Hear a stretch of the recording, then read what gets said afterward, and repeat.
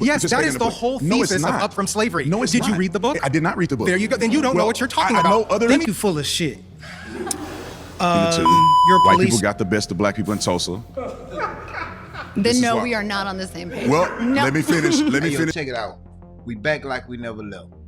And I ain't gonna fake. I've been kind of discouraged with the Nola Wells situation, with everything that's been going on in the algorithm. Not that I feel like that Nolan not gonna get justice. It's just that I feel like with all the information and everything that's been hitting the fan, I don't know if it's the other side trying to throw us off, or if it's they just don't care. You know what I'm saying? Like the sheriff's office, the police, and FBI, like they just don't care. And that's just my opinion, because, bro, they done put me in cuffs for way less. You feel what I'm saying? So I'm just not understanding like why nobody have been like arrested. So I got a little discouraged. And then with the former Officer Tatum, because we're not calling him Brand Officer Tatum because he's not an officer, and I don't know if it's part of his delusion or a character that he planned to make himself still wants to be an officer, holding the position that he no longer feels no more. Bro, he's not an officer. We gotta stop calling him Officer Tatum because that's not his name. Like, he's just a content creator, and the narrative that he's been pushing has been crazy. It's been crazy, bro. Like, he been making me angry more than anybody, because I really feel like, bro, even if you don't agree with what's going on, because you supposed to be aligned with that boy. He from Stop 6, so you supposed to align with the minority. Like, you should understand what's going on. But man, maybe he got bullied or something, and he wanted to go be a police officer, and voila, former Officer Tatum is what you get. But with all the false narratives and the propaganda that he been spewing all over the algorithm, I watched a debate with him on Jubilee, and he got drugged. He got his behind dragged all up and down these YouTube streets. Bro, if you ain't seen it yet, I'm finna put you on game. And because of this, I said, bro, I had to come back and I had to come holler at my people, because I want y'all to feel how I felt to watch him get his ass tore out the frame. Let's get it going, G. If you would like to be the next debater, get to the chair in 3, 2, 1. Hey, how you? Hi. So I'd like to talk about Trump and the Republicans, not specifically on Trump, but focusing upon the history of the Republican Party, because he's just the latest iteration of that. Check it out. I'm gonna stop it here. Bro, if y'all know who this guy is right here, I need you to tag him. Drop him in the comments. Drop him down in the comments now, because I gotta follow this dude, bro, because I like him. Straight up. And you're gonna see why. Let's get it. Okay? Yeah, let's do it. So, the Republican Party has a proven track record of giving platforms to sellouts who promote a message that harms black people. Who And is I'll that? give you Who an is the example. sellout that you give me an example? Well, there are actually quite a few, but I'll start with the But hold on, let's earliest start with this example. premise. The first black legislators, Right. or the first black people in Congress, House Right. of Representatives, were all Republicans. Right. So let me explain that to you. Is So, that a fact pattern? right. Yes. So basically what happened is the last of the radical Republicans, which was a segment of the Republican Party that passed the 14th Amendment, all of the amendments that gave black people the right to vote and ensured that slaves would not be disenfranchised. He died in August 11. No. Black people, I mean, Right, Republicans let me explain. unanimously voted. He died in Re- 1868 when the Republicans- 14th Amendment was passed. The And then guess Republicans what? as a whole Right. voted unanimously. The Democrats did not. Right, but guess what? After the radical Republican faction left Congress, Radical Republican. That's yes, not. That's the. they are. You They make were. that up. They were a historic. No. That's a title. They were a who historic. was the radical Republican faction? They were a segment of the Republican Party. Who? That Name that one. Thaddeus Stevens. Hey, and he gonna do this a lot during the debate. He gonna try to make himself feel superior when he debate with somebody like, well, who it is and name them, or you can't tell me this, or you can't tell me that, instead of arguing his stand on whatever he believes in. He, instead of arguing, he asking questions, bro. What kind of debate they do that they don't do that in debates, man. I'm not a debater, but I like watching them, and I know you fumbled the ball and you should have never done this, because people know that your ass don't have it up here, bro. You not an intellectual, man. You just got on here spewing slogans. Come on, man. Stevens, he's an example. They are the ones who created the Freedmen's Bureau, which was designed to assimilate ex-slaves into the national citizenry.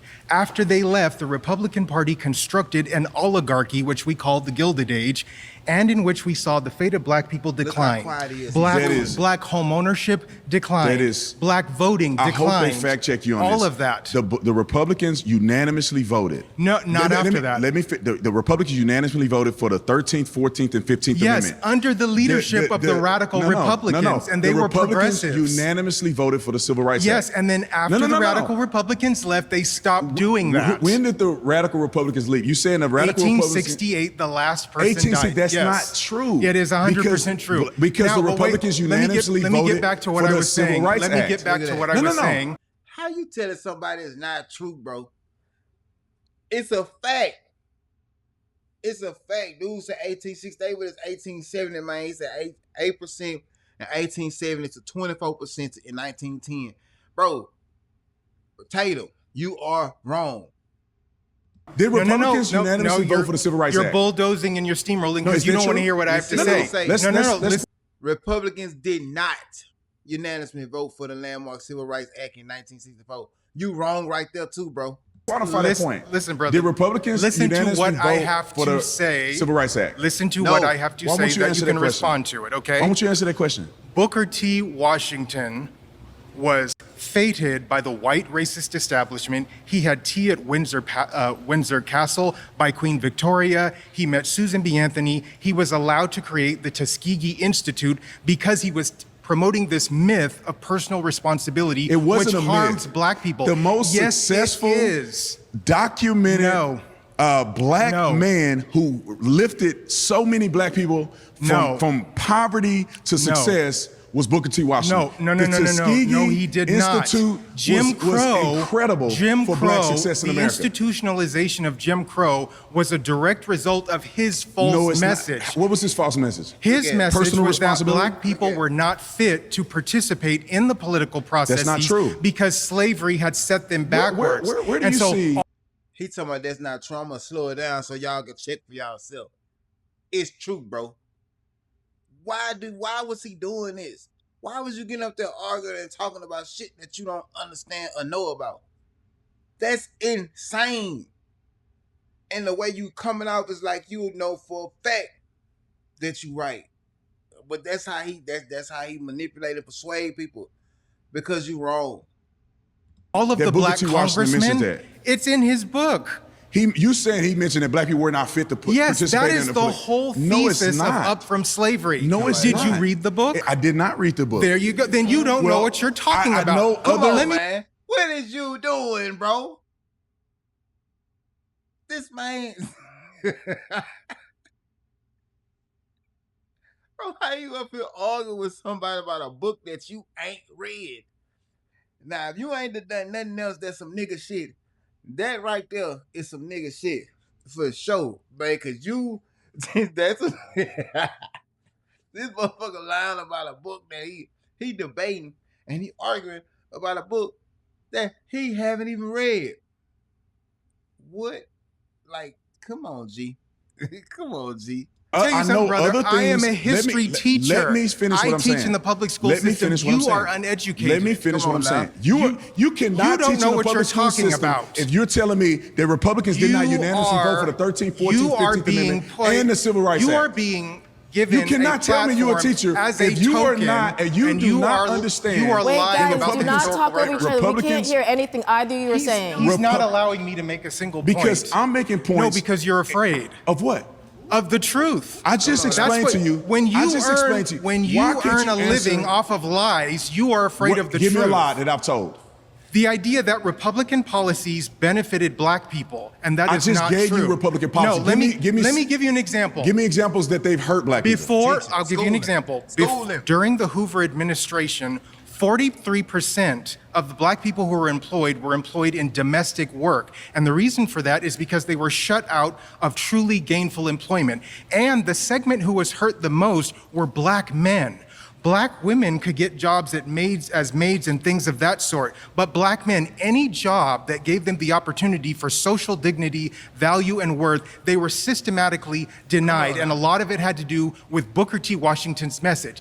Now, guess what? Booker T. Washington's message has been harmful. That I have. You have not read the book. I've read portions of his message. No, read the whole book. I will read the whole book. But you cannot sit here and tell me that Booker T. Washington's message was disenfranchising to black people. And guess what? That's not true. Guess what he acknowledges in his book? So the Tuskegee Institute was detrimental to black people. Guess what he said? No. Was the Tuskegee Yes, it was. Institute And let me tell you detrimental to black why. people? He acknowledged that the people in Tuskegee, Alabama, the white community there, only allowed him to create that institute because he assured them he would not be teaching them anything that would lift them out of domestic status, anything that pertained to higher education, any knowledge of their history, or just the humanities, anything that white people took for granted in normal universities. So basically saying, we're going to let you do it. But once you start doing too much, I'm shutting you down. Now you going on there now, boy. I'm going to let you do it. But once you start doing too much, I'm shutting you down. That's where the Tuskegee thing came from, the Institute. It was designed to keep black people oppressed. That was the point. Up from slavery. Booker T. Washington had a message of black success and personal accountability and responsibility. And he did not depend on the government to do the things that black people could already do. Yes, he did deny on the government. He did not. Yes, he did not make his mission and his plan to say that black people should depend on the government. This is the lie that is for a lie. Everybody who is listening to me. The lie is that black people should focus solely upon family and their economic status and ignore agitations for social equality. No, and he actually says the family. He actually says in that personal book responsibility. that agitations for social equality are the extremist folly because black people are not prepared to be social equals to white people. He actually says that has been the program of the Republican Party ever since then. First of all, that's a lie. And now, guess what else happened? That's a lie. So that's a lie. Why did the Democrats have, until Cory Booker recently, had the longest filibuster against the Civil Rights Act? Right, I'll tell you why. The longest in history. So basically what happened is prior to that act, there were a number of Dixiecrats who were the inheritors. Racist Democrats. I'll tell you, the inheritors of slavery, chattel slavery, and then the Jim Crow era that Racist took its Democrats. place. Guess what? After those acts, the Voting Rights Act and the Civil Rights Act were passed, unanimously by Republicans. There was a 20 to 30% shift away from the Democratic Party into the Republican Party. And then, surprisingly, Nixon begins his war on drugs, which is a part of his law and order program. And guess what happens? Black people become 6 to 7 times higher to be arrested for drug abuse versus white people. They are mass incarcerating us, and it is directly tied to Republican policy. No, okay, we have to pause here. We have to pause here. You have been voted out by the majority. Thank you so much. If you would like to be the next debater, say, bro. And I want to give a big shout out to Jubilee Surrounded. Say, man, the whole panel coming just like this here. You heard me?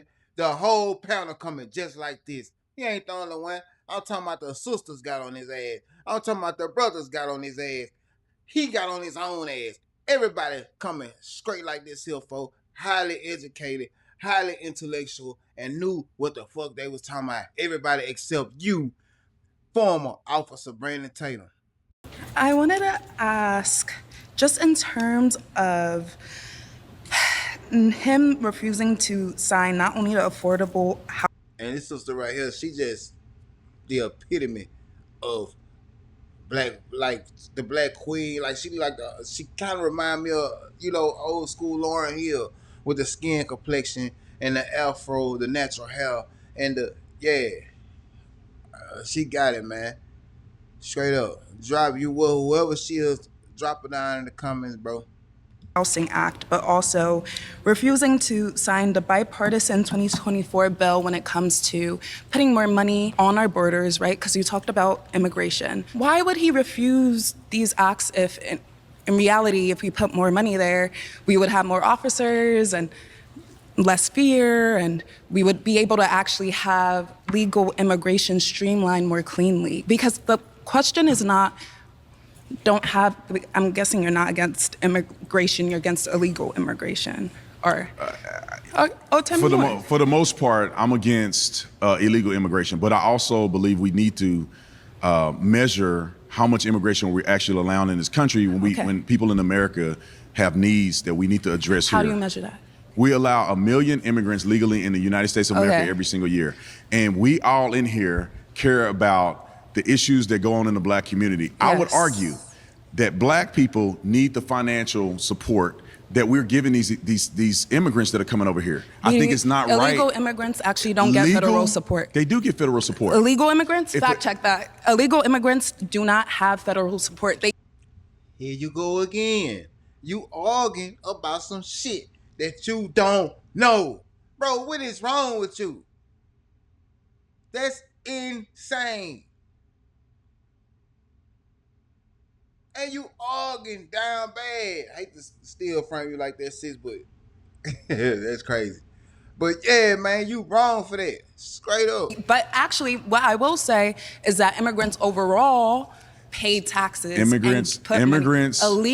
immigrants do not get federal support. Get access to illegal social programs. Immigrants? They get access illegal to immigrants Medicare. Or immigrants? They get access to all immigrants, but illegal immigrants do as well. Oh, I'm talking about specifically the border bill. Why did he reject that? Because bills are not isolated. It's got a bunch of minutia, a bunch of spending that he doesn't agree with, and the Republicans don't agree with. What did he not agree with? All of those bills have access actually, a lot spending. of Republicans, it was a bipartisan bill. Well, then why? You tell me why he didn't sign it. No, I'm asking you. No, you tell me why he didn't sign it. I'm asking you. You're saying that he's doing it because he's racist. I'm not saying. I didn't say that. Why are you putting words? I genuinely am trying to ask you, why didn't he? The bill is not just singularly about border patrol. But we're talking about healthcare. We do have to pause by 2034, 10 million Americans are going to lose their healthcare. I'm so sorry. Yeah. Thank you both so much. So that's love the passion, though. I went through police training. Sure, cool story. And they do not teach discrimination. Why is it that police officers spend more time in black neighborhoods disproportionately? They're committing more crimes. They're not. Yes, they are. Who commits the most violent crimes in America today? Per capita, black people do. Not per capita, period. Black people do. No, white people. No, white men, that's specifically. That's a lie. FBI data. Fact check. I'm not gonna even say. Y'all see what's going on. I'm not gonna even say nothing. You're wrong again, sucker. Yeah. Okay. FBI data shows that white men specifically commit the most violent crime in the United States of America. If you're talking about property crimes, yes, it's black people. I'm talking about violent crimes. Violent crimes, it's white men, including CSAM. White men, if you could talk per capita with CSAM, you can talk numbers. White men disproportionately represent CSAM and violent crime. Murder rate and violent crimes disproportionately represent. Do you believe in 1350? All right, we're going to have to pause here, so I'm glad you guys took a pause. You have been voted out. Thank you. She's making up stats. If you would like to be the next debater, get to that chair in 3, 2, 1. All right. Everything I heard, everything I've listened to thus far, I think you're full of shit. You're a police officer. No, give me an example of what I said that wasn't true. Let me get to it. Give me something I said that wasn't true. I don't think anybody here would disagree that good policing is bad. We're talking about bad policing. We're talking about bullshit policing. We're talking about the kind of policing that puts gentlemen like you and me in prison for unjust crimes. You like to cite that you're a police officer. Let me cite my professional background. Let me cite my professional background. I have been in that profession. 10 years state of California levels. And you never arrested anybody. You didn't write policy. I did. I enforced the law. So, okay, I write the law. But you don't enforce the law. You don't enforce the law. I you don't enforce enforce the law appropriately. You just made it You up. like to use one-offs. Let me use a one-off. You don't need to use one-offs. You just made it up. In the city of San Diego, there was a black police officer that sued the San Diego Police Department. Anecdotal. With regard to, I mean, bro, all day you've been coming up with me. Now I got it's statistical data points. Where do you want to go? Like, I need you to keep that same Black energy, people bro. commit I need you to over keep the half of same all violent energy. crimes. And that's the problem with black conservatives like yourself. You don't know how to keep the same energy. You're just talking emotionally. It was Give me some facts. me. Well, I'm trying to give you facts. Okay, come on with it. You supposed to be a police officer. Hold your head, bro. Hold your head. You interrupted everybody, bro. I got You're here to 2-3 debate me. minutes. I'm not here to listen to you talk in circles. But you talking like you was a state trooper, you was a Secret But Service. I know cops all across the country. But I did too. I know policy. I know all I do that. too. All right, get to your point. You don't know policy because you've never written one. We're talking about policing in the black community. We're not talking about policy I want to hold writing. you to account because police officers like you don't like accountability. So I want to hold you to account. I'm trying to get my story out, and if I can finish my story. This is not story time, man. The point is police do more good. The point was police do more good. The point was with in the regard black to community. training, the San Diego Police Department showed a video training officers of that department depicting black people as primary perpetrators of crime. That's not true. My last guy that was just up here, who commits the most crimes in America? Black It's people white do. people. Name me the last black mass murderer in America. I mean, That it shot happened- up schools, It happened in the hood every day. I didn't ask about the hood. Mass That's murdering. mass shooting, bro. Go to Chicago on the 4th What's of the July. definition of a mass It's a shooter? mass shooting. What's the definition Two of or a more mass people shooter? shot. It's a mass shooting, according to the FBI. I could tell you to go to any inner city in the United States of America and go just this past weekend, and you've seen multiple mass shootings that occurred in that community. I don't know them by name. I can but cite you Columbine. I can cite you Sandy Hook. You're talking about a shooting isolated at a school. We're talking about violence. We're talking. Huh? So a shooting at a school is not violent? You talking about a shooting at a school? I'm talking about violence, bro. What the fuck is a shooting at a school then if it ain't violence? Cause that seems pretty violent to me. I wouldn't want my children around nothing like that. I don't know about you, former Officer Tatum. With a squeaky clean record, free from misconduct, Officer Tatum. Former Officer Tatum. Matter of fact, I'm going to shout out to Trent out loud, man. I'm going to start using Trent word when it referring to this dingbat, Officer Dingbat. And I see why Trent call you that, Officer Dingbat.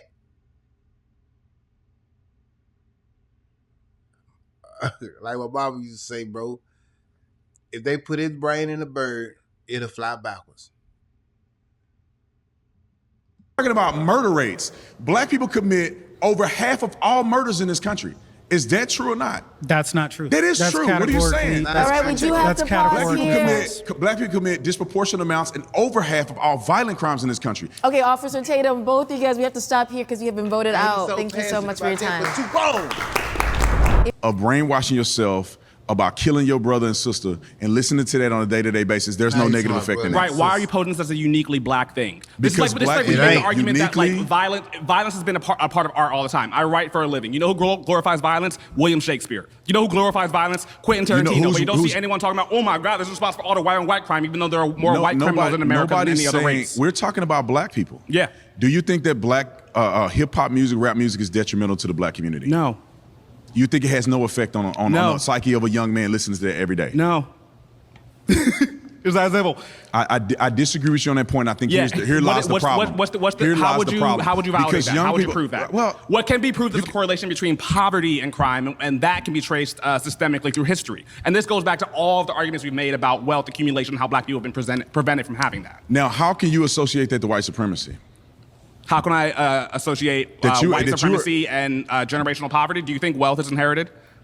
In part. Yes. So do you think poverty is inherited? Majority of people who are successful in this country do not get passed on generational wealth. A lot of people who are... That right there went over their head, but I caught it. That boy said if wealth is inherited, bro, you can inherit poverty too. Say, yeah, somebody gonna have to make it out. And if don't nobody make it out, we gonna be in a revolving cycle. I caught that, bro. Yeah, that was deep. Were very successful, came from nothing.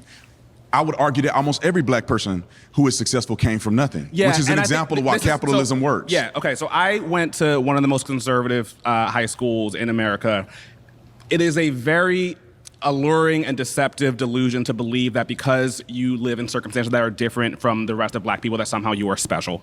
What do you mean? You're saying that if you work hard in this country, this is the way earlier that you suggested, work hard, like, oh, here's my example of someone who escaped poverty, and that means that everybody has access to that. No, I'm not saying not every white person has access to. So then you acknowledge that there are forces that operate against black people that are unique to black people. And where do those come from? I think a lot of it comes from the actions of black people. The epidemic of personal responsibility that you can't indicate how. Are you telling me? So are you a successful man? Consider like I'm doing my thing. Speaking? I'm doing my thing. Yeah. Okay. Did you go to school? I got incredibly lucky. Are you educated? I got incredibly lucky. Are you educated? Yeah. Okay. What decisions did you have to make to get to the point that you're at? Okay, we want to talk about education. We want to talk about the difference in funding between schools in black neighborhoods and white neighborhoods. No, like if you're funding. I went to probably one of the poor schools in my school district. That didn't make the difference of whether or not I did my homework or not. Yeah, this is the thing where I think you're convinced that you're special. I don't think that inherently, because the color of my skin, that somehow I'm behind the curve against white people. Yeah, Harriet Tubman escaped the plantation. A lot of people didn't. Is it the fault of all those black people that they couldn't escape? I don't get your point there. The point that I'm making is that people live in dire circumstances, and every once in a while, someone can break out. And that's not an indication of the system itself. Black people don't corrupt. live in a world where every now and again, the majority of black people live in the middle class. Yes, but a lot more black people live in poverty than any other. Disproportionate, and a lot of those are because of decision making. When you have children, and you're not married. This is why I'm saying that I think you think that black people have some unique moral deficit. Because you're saying that there's an epidemic of personal responsibility in black people, but you can't prove that. And yet we can prove that systemic racism exists. But what you're doing is you're assessing or associating racism. When does systemic racism stop in America? I don't think there was real systemic racism ever.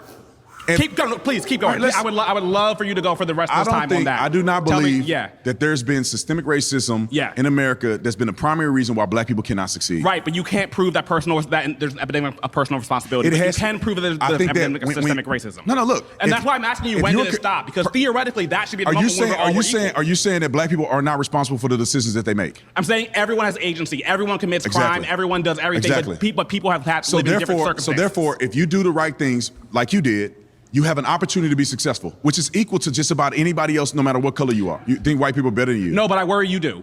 Why do you think I do?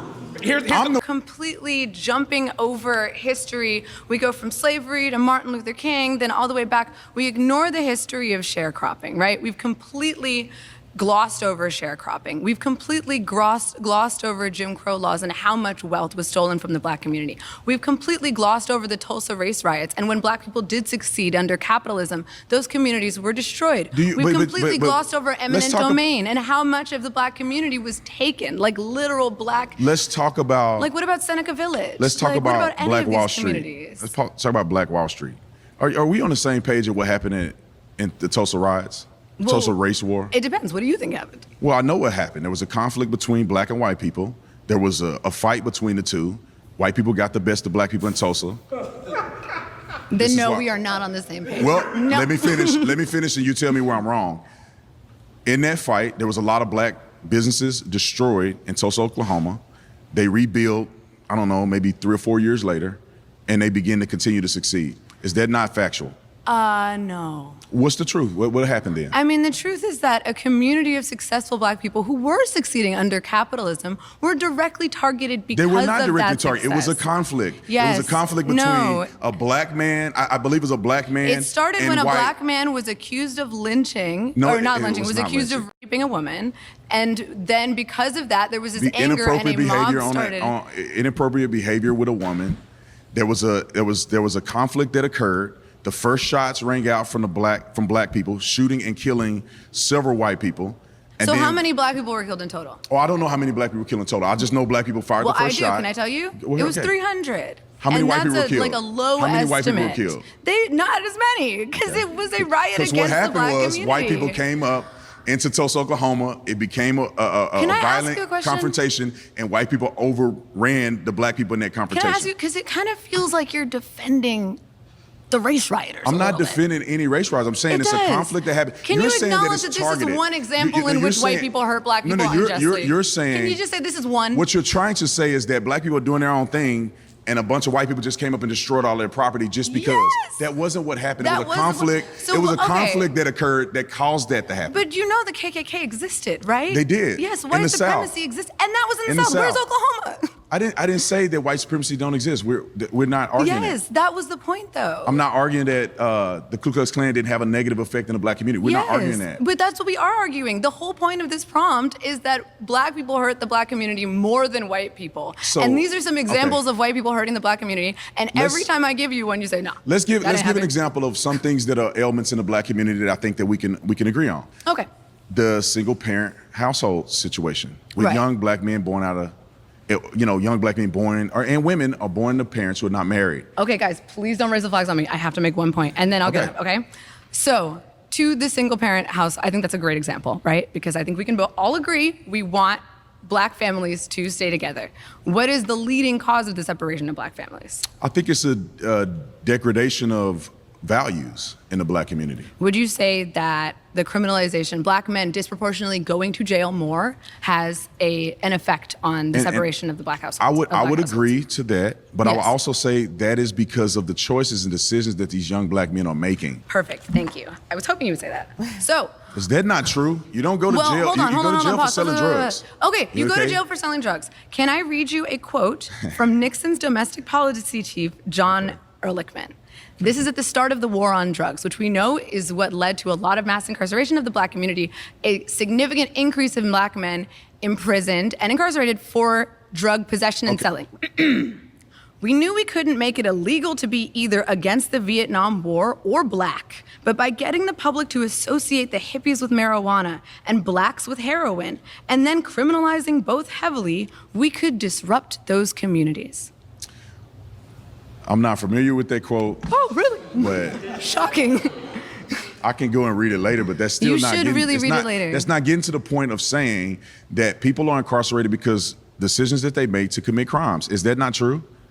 Well, yes, that's the how reason the that none of us. The reason that none of us. Do you want to respond to what he just said? The reason that none of us are selling dope. Why? Because we don't want to go to prison. We value our lives. If you are going to sell drugs and you're going to kill people and you're going to commit robbery, you're going to go to jail. Yes, you can't blame all of that on the war on crime or whatever the case may be. But the war on crime was specifically to get black men to go to jail. It is nothing wrong. They literally admitted it. It is nothing wrong with imposing laws that help our community. You act How like, does that help our community? Let me explain. You act like it's a good thing for black people to be selling drugs in our community. It is not. So when you go to jail for selling drugs, in my opinion, and I think the opinion of anybody that's rational, that is a benefit to the black community by getting drug dealers, criminals off the street, and our communities to be able to thrive, our property value to be able to go up. These people need to go to jail. Dude, that's not a negative. Okay, I hear you, thank you. But literally, the domestic policy chief is saying we could disrupt those communities. He is openly admitting. No. I let you talk a lot. I need you to let me speak. I need you to clarify this. No. Disrupt these communities in what way? What is he saying? Disrupt the communities by heavily criminalizing. To what go? To what end? To hurt black people. So it hurt black people to get criminals off the street. Officer Tatum, we have to pause here. You guys have gone over. So thank you both so much. Thank you. Thank you. That might not toe up, cuz.